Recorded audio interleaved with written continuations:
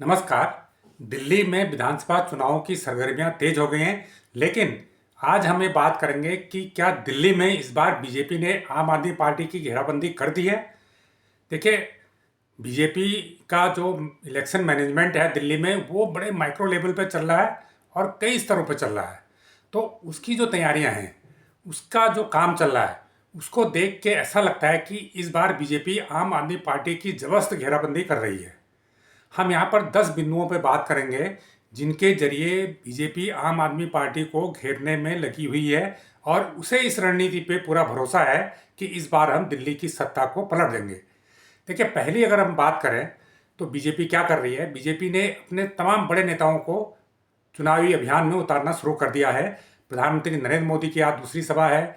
अमित शाह दिल्ली में सभा कर चुके हैं और जितने भी केंद्रीय मंत्री हैं, राज्यों के मुख्यमंत्री, सबकी ड्यूटी लगा दी गई है। जैसे ही चुनाव की घोषणा होगी तो हर बड़ा नेता, हर स्टेट का बड़ा नेता दिल्ली के चुनाव अभियान में जुट जाएगा।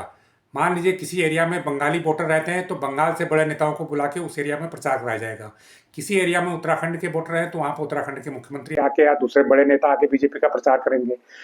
किसी एरिया में गुजराती वोटर हैं तो वहाँ पर मनसुख मंडाविया को ड्यूटी पे लगाया गया है। कहीं पर अगर मराठी वोटर हैं तो महाराष्ट्र के बड़े नेताओं की ड्यूटी वहां लग जाएगी। फडणवीस भी आपको प्रचार करते हुए नजर आ जाएंगे। तो इस प्रकार बीजेपी ने जो विभिन्न समुदायों को ध्यान में रखते हुए, विभिन्न प्रदेशों की जनता को ध्यान में रखते हुए तमाम अपने बड़े नेताओं को ड्यूटी पे लगाया है। तो इसको देख के कहा जा रहा है कि ये एक माइक्रो लेवल की रणनीति है और इस रणनीति का मकसद ये है कि ज्यादा से ज्यादा वोट प्रतिशत दिल्ली में हासिल करना, ताकि आम आदमी का वोट प्रतिशत कम हो जाए।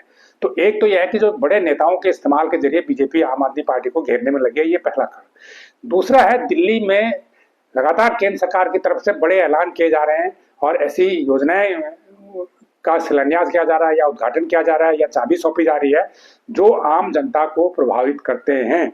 अब उदाहरण के लिए लीजिए, आज ही दिल्ली मेरठ जो नमो भारत रैपिड रेल है उसका शुभारंभ हुआ है और ये इस ट्रेन का काम करीब करीब पूरा हो चुका है और इसमें आधे सेक्शन पर पहले ही मेट्रो चल रही थी, अब आधे सेक्शन पर और बढ़ जाएगी। तो ये जो दिल्ली से मेरठ का आना जाना है बहुत कम समय में हो जाएगा और जो खासकर दिल्ली की जनता है जो मेरठ जाती है तो उसके लिए काफी फायदेमंद होगा। तो ये एक जो एक विकास कार्य है जो जनता देखेगी तो इससे प्रभावित निश्चित रूप से होगी। इसी प्रकार 3 जनवरी को प्रधानमंत्री ने 1600 से ज्यादा जो श्रम झुग्गी झोपड़ी के निवासी थे उनको एक फ्लैट की चाबी सौंपी। स्वाभिमान फ्लैट उसका नाम है, स्वाभिमान होम उसका नाम है। तो 1600 लोगों को चाबी दी गई और उन्होंने कहा कि आगे और इस तरह के फ्लैट दिल्ली में बनाए जाएंगे। तो ये भी एक डेवलपमेंट का काम है। इसी प्रकार रिठाला कुंडली मेट्रो कॉरिडोर का भी शिलान्यास किया जा रहा है। तो इसका शिलान्यास का मतलब है कि आपका दिल्ली को, आपका जो वेस्ट दिल्ली की तरफ से भी दिल्ली को आप सोनीपत और कुंडली से जोड़ रहे हैं। तो ये भी एक बड़ी बात है दिल्ली के लिए। तो इसी प्रकार कई नए कॉलेज, कई भवनों का उद्घाटन, जो तमाम डेवलपमेंट के काम हैं। तो इन डेवलपमेंट के कार्य के जरिए बीजेपी ये दिखाना चाह रही है कि काम नहीं कर रही है जितना सेंट्रल गवर्नमेंट उसके लिए काम कर रही है। तो ये घेराबंदी का दूसरा तरीका है बीजेपी का। तीसरी अगर बात करें तो बीजेपी लगातार केजरीवाल के जो 10 साल के से वो वादे कर रहे हैं और जो उन्होंने पूरे नहीं किए उनको लेके बीजेपी लगातार केजरीवाल की घेराबंदी कर रही है। तो ये घेराबंदी कर रही है तो कुछ दिन पहले बीजेपी ने एक चार्जशीट भी आम आदमी पार्टी के खिलाफ निकाली थी, जिसमें उसने उन वादों को याद दिलाया था जो वादे किए गए थे चुनाव से पहले लेकिन वो पूरे नहीं हुए। जैसे 10 लाख सीसीटीवी कैमरे लगाने की बात कही गई थी, बीजेपी का आरोप है कि नहीं लगे। इसी प्रकार गरीबों को फ्लैट बनाने की बात हुई थी कि झुग्गी झोपड़ी वालों के लिए फ्लैट बनाएंगे, लेकिन बीजेपी का कहना है कि झुग्गी झोपड़ी वालों के फ्लैट तो नहीं बने। केजरीवाल ने अपने लिए 45 करोड़ का शीश महल जरूर बना लिया। तो इसी प्रकार गरीब जो सड़कें दिल्ली की टूटी फूटी हैं, पानी लोगों के घरों में गंदा आ रहा है या कहीं पर पानी आ ही नहीं रहा है, तो सीवर जाम है, नालियां टूटी पड़ी हैं, अस्पतालों की संख्या जितनी 10 साल पहले थी उतनी है, कोई नया अस्पताल इन 10 सालों में ऐड नहीं हो पाया, जबकि 10 साल का वक्त बहुत बड़ा होता है। इसी प्रकार ये भी आरोप है कि जो सरकारी स्कूल में पढ़ने वाले बच्चे हैं उनकी संख्या बढ़ने के बजाय घट गई। तो ये भी आम आदमी पार्टी पर हमला है कि अगर आप कहते हैं कि आपने स्कूलों के लिए अच्छा काम किया तो सरकारी स्कूलों में पढ़ने वाले बच्चों की संख्या बढ़नी चाहिए, जबकि उल्टा हो रहा है कि सरकारी स्कूलों में जो पढ़ने वाले बच्चे हैं उनकी संख्या लगातार कम हो रही है। तो इसका मतलब है कि सरकारी स्कूल की हालत अच्छी नहीं हुई। तो ये बीजेपी ने जो चार्जशीट पिछले 10 सालों के सरकार के वादों को लेके और उनके पूरे नहीं होने को लेके जारी की है, तो ये तीसरा तरीका है जिससे आम आदमी पार्टी सरकार की या केजरीवाल सरकार की घेराबंदी हो रही है। अगर हम चौथे फॉर्मूले की बात करें या चौथे बिंदु की बात करें, तो बीजेपी दिल्ली चुनाव में आम आदमी पार्टी की पंजाब की सरकार के कामकाज को लेकर भी मुद्दा बना रही है। जैसे पंजाब में 3 साल पहले जब सरकार आई थी और चुनाव के वक्त भी आम आदमी पार्टी ने कहा था कि हर महिला को, महिला मुखिया को 1,000 रुपए की सम्मान राशि या पेंशन दी जाएगी, लेकिन 3 साल हो गए, वो राशि अभी तक नहीं मिली है। और इस मुद्दे को लेकर पंजाब से आई महिलाओं ने कथित तौर पे कल दिल्ली में प्रदर्शन भी किया। तो पंजाब से जो निश्चित रूप से, ये तो आप मान के चले कि उनको बीजेपी लेके आएगी या बीजेपी की यूनिट के कार्यकर्ता वो हो सकते हैं, लेकिन इस बात अपनी जगह कायम है कि पंजाब में अगर 1,000 रुपये महीना देने की घोषणा की गई तो 3 साल बाद भी वो लागू क्यों नहीं हुई, अभी तक मिलना लोगों को क्यों नहीं शुरू हुआ। ये कह रहे हैं कि 2100 रुपये महीना महिलाओं को मिलेगा, लेकिन कब मिलेगा? अगर आप चुनाव जीत गए तो उससे क्या गारंटी मिलने की? तो इसलिए इसके जरिए बीजेपी, जो केजरीवाल ने कई वादे किए हैं, आम आदमी पार्टी ने जो कई वादे किए हैं, उनको कटघरे में खड़ा करने के, उन पर सवाल खड़े करने के लिए पंजाब से महिलाओं को लाकर दिल्ली में प्रदर्शन कर रही है। या स्वतः आई है भगवान जाने, या वो बीजेपी ला के कर रही है, लेकिन जो भी कर रही है, इशू वो नहीं है कि वो कैसे आ रहे हैं, बीजेपी के कार्यकर्ता है या नहीं है, लेकिन इशू यह है कि जो 3 साल पहले घोषणा हुई थी वो घोषणा पूरी नहीं हुई और इसके जरिए बीजेपी सवाल खड़े कर रही है। एक और मुद्दा है बीजेपी ने जो उठाया है, वित्तीय कुप्रबंधन का।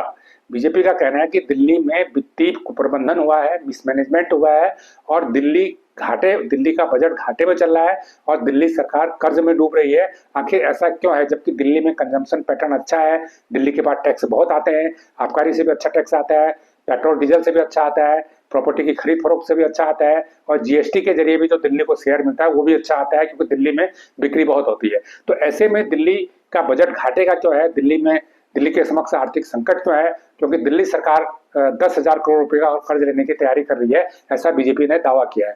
तो दिल्ली के जो वित्तीय हालात को लेकर भी आम आदमी पार्टी सरकार की घेराबंदी करने की कोशिश की गई है।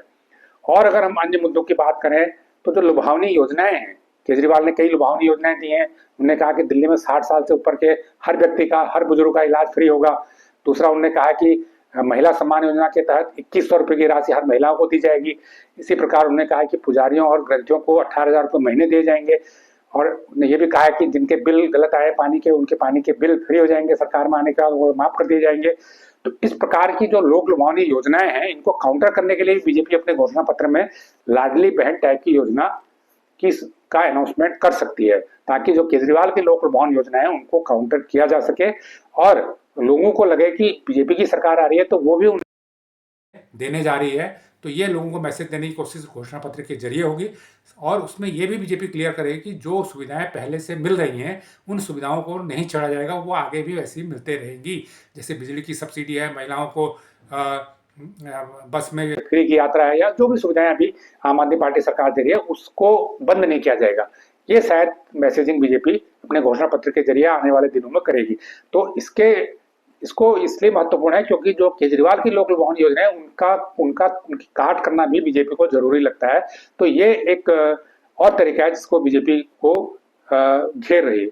अगर हम 7वां तरीका बात करें तो उसमें है कि जो बीजेपी का सहयोगी संगठन है आरएसएस, वो भी जमीनी स्तर पर बड़े सूक्ष्म लेवल पे काम कर रहा है। खबर यह है कि 132 आरएसएस के प्रचारक दिल्ली में इसमें लगे हुए हैं और वो मोहल्लों में जाके, घरों में जाके, झुग्गी झोपड़ियों में जाके पूरा प्रचार कर रहे हैं और केजरीवाल की सरकार की खामियों को गिना रहे हैं और वो लोगों को मोबिलाइज कर रहे हैं कि उनको बीजेपी को वोट करना है। इसके अलावा संघ से जुड़ा संगठन सेवा भारती है, वो भी झुग्गियों में बहुत अच्छा काम करता है और लगातार उसका अभी सिर्फ चुनाव की वजह से कर रहा है ऐसा नहीं है, वो लगातार पिछले 10 सालों में काम कर रहा है। उससे पहले भी करता था, लेकिन इधर उसने अपनी गतिविधियों को बढ़ाया है, माइक्रो लेवल पर उसने प्लानिंग की है और लगातार वो जो ऐसे एरिया को टारगेट कर रहा है जहां पर केजरीवाल का कोर वोटर वहां पर आम आदमी पार्टी का रहता है। तो इसको भी बहुत महत्वपूर्ण माना जा रहा है कि इससे आम आदमी पार्टी सरकार की घेराबंदी की जाएगी। अगर हम 8वीं बात कहें, 8वां क्या कदम उठा रही है बीजेपी जिससे आम आदमी पार्टी की घेराबंदी हुई है, वो बीजेपी ने सरकार की छवि को पर अटैक कर रही है लगातार। वो केजरीवाल सरकार के भ्रष्टाचार को बीजेपी चुनाव में मुद्दा बना रही है, क्योंकि केजरीवाल को शराब घोटाले में जेल जाना पड़ा था, मनीष सिसोदिया को जेल जाना पड़ा था, एक दूसरे मामले में सत्येंद्र जैन को जेल जाना पड़ा था। तो इस प्रकार कई अधिकारी भी उसमें जेल गए थे, कई इनके सलाहकार जेल गए थे। तो इसके जरिए शराब घोटाले के जरिए बीजेपी ने अपने पोस्टरों में आपने देखा होगा कि शराब घोटाले के जरिए बीजेपी केजरीवाल की उस छवि को डेंट कर रही है, उस छवि को जनता के बीच से तोड़ रही है जिसमें वो अपने को खुद को कट्टर ईमानदार बताते थे। तो ये एक 8वां फॉर्मूला है बीजेपी का जिससे वो केजरीवाल सरकार की या आम आदमी पार्टी सरकार की घेराबंदी कर रही है, छवि पर हमला करके और आम आदमी पार्टी सरकार को करप्ट सरकार बता के। और शराब घोटाला उसमें सबसे सामने है जिसका कोई ठोस काट कम से कम आम आदमी के पास इस समय नजर नहीं आ रही है कि क्यों दिल्ली में शराब को आम आदमी पार्टी ने प्रोत्साहित किया। एक बोतल के साथ एक बोतल फ्री की स्कीम शुरू की गई। क्या ये ऐसी स्कीम किसी भी सरकार के लिए शुरू करना अच्छा है? शराब को तो हतोत्साहित किया जाना है, प्रोत्साहित करने की क्या जरूरत है? इसके अलावा उसमें घोटाला भी हुआ। तो ये एक 8वां तरीका है जिसे बीजेपी इस्तेमाल कर की बात करें तो बीजेपी जनता में ये भी मैसेज दे रही है कि अगर दिल्ली में फिर आम आदमी पार्टी सरकार आ जाएगी तो दिल्ली में फिर वही हाल होगा। आम आदमी पार्टी की कोई सरकार कोई काम नहीं करेगी, जो भी पैसा होगी वो फ्री की घोषणाओं पर लौटा देगी और इसके अलावा कुछ काम नहीं होगा और उसकी जिम्मेदारी थोप दी जाएगी कि हमें एलजी काम नहीं करने दे रहे हैं, सेंट्रल गवर्नमेंट काम नहीं करने दे रही है। इसलिए बीजेपी लोगों में संदेश दे रही है कि आप दिल्ली का भला चाहते हैं, अपना विकास चाहते हैं तो आप बीजेपी को जिताइए ताकि डबल इंजन की सरकार आपके दरवाजे पर रहे और आपके लिए काम कर सके। दिल्ली में क्योंकि सेंटर का भी दखल है और दिल्ली में दिल्ली सरकार का भी दखल है, तो अगर दिल्ली में और केंद्र में एक ही पार्टी की सरकार होगी तो कोई काम में रुकावट नहीं आएगी, कहीं कोई मतभेद नजर नहीं आएंगे और जो फैसला सरकार करेगी उसको एलजी भी रोक नहीं पाएंगे और वो सेंट्रल गवर्नमेंट भी नहीं रोकेगी क्योंकि वहां भी बीजेपी की सरकार है, यहाँ भी। तो इस कॉन्सेप्ट को भी बीजेपी जो जमीनी स्तर पे काम करती है लोगों के दिमाग में इसको झोंक रही है और लोग इस बात को समझ भी रहे हैं और लोगों को लगता है कि ठीक है यार ये बात सही है कि क्यों हम फिर लड़ाई झगड़ा होगा दिल्ली सरकार और केंद्र के बीच में, इससे अच्छा दिल्ली में बीजेपी की सरकार आ जाए और सेंटर में बीजेपी की सरकार है तो कम से कम दिल्ली में सड़कें वड़कें पानी वानी बिजली की समस्या तो ठीक होगी। तो ये भी एक लोगों में सोच डेवलप हो रही है और बीजेपी इसको पुश कर रही है। तो अगर हम 10वें फार्मूले की बात करें कि और 10वां फार्मूला बीजेपी के पास क्या है तो खबर ये भी है कि बीजेपी जो आम आदमी पार्टी के समर्थक हैं जो फाइनेंशियल सपोर्ट करते हैं उसे मोटा पैसा देते हैं, जो चुनाव प्रचार के दिन उन पर भी बीजेपी नजर रखी हुई है, सेंट्रल एजेंसियां नजर रखी हुई है, बीजेपी की नजर है और उनके खिलाफ अंदर खाने उसकी नजर भी रखी जा रही है, कार्रवाई भी हो सकती है ताकि जो चुनाव अभियान में आम आदमी पार्टी की कमर को तोड़ा जा सके। हालांकि इसमें पिछले दिनों भी काफी काम हुआ है लेकिन जो फाइनेंशियल सोर्स हैं जिसको कोई पार्टी चुनाव में इस्तेमाल करती है उन सोर्सों पे भी बीजेपी की नजर है या कहे कि केंद्र सरकार की नजर है। तो इन 10 तरीकों को अपनाकर बीजेपी इस बार आम आदमी पार्टी की जबरदस्त घेराबंदी करने में लगी हुई है। अब हालांकि देखो चुनाव में वोट तो जनता को करना है, अब उसमें बीजेपी कामयाब होती है या आम आदमी पार्टी फिर कामयाब होती है तीसरी बार तो ये तो हमें जब चुनाव के बाद नतीजे आएंगे तब पता चलेगा। लेकिन अभी की खबरें यह है कि बीजेपी ने इस बार जबरदस्त तरीके से घेराबंदी कर रखी है, आम आदमी पार्टी को सत्ता से उखाड़ने की पूरी तैयारी बीजेपी अपनी तरफ से कर रही है। तो ये जानकारी आपको कैसी लगी, ये वीडियो आपको कैसा लगा हमें कमेंट करके जरूर बताएं। जो लोग इस चैनल को पहली बार देख रहे हैं वो इसको लाइक करें, सब्सक्राइब करें और शेयर भी करें। धन्यवाद।